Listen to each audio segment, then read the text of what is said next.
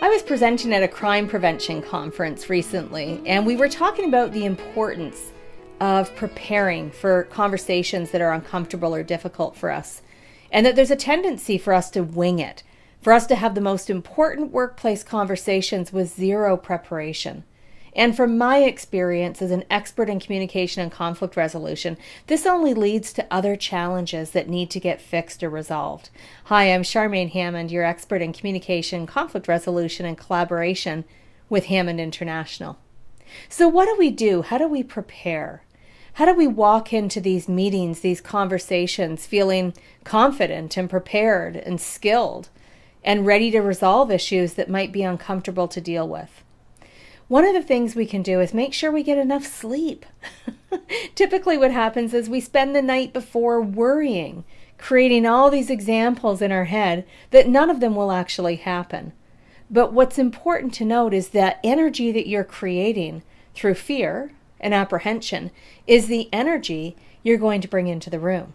So you're actually creating or contributing to an environment of fear and potential animosity.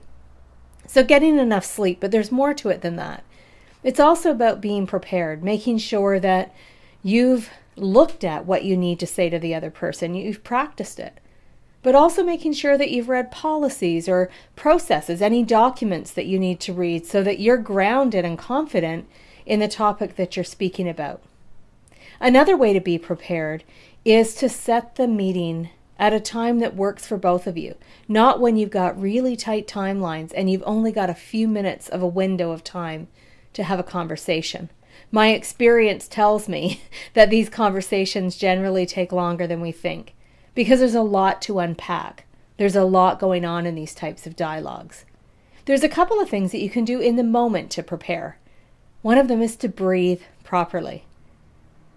When we're not breathing properly, when we sort of breathe to here, our speech tends to get a little faster, a little choppier, and it creates, again, that feeling of nervousness or fear in the room. When you breathe, your speech slows down. And in doing so, you actually slow down the energy in the room. Now, you might be thinking, that sounds a little woo-woo. But here's the rub. I have mediated hundreds and hundreds of cases in the workplace with thousands of people, with many different situations. And I can tell you firsthand that when the parties in conflict would slow down their dialogue and just breathe and be present, the atmosphere in the room changed. It went from being highly combative or competitive to more collaborative, or at least to a point where people were willing to listen to each other. So those are a few tips on preparation for these difficult conversations. I'm Charmaine Hammond. You can find out more about us at charmainehammond.com.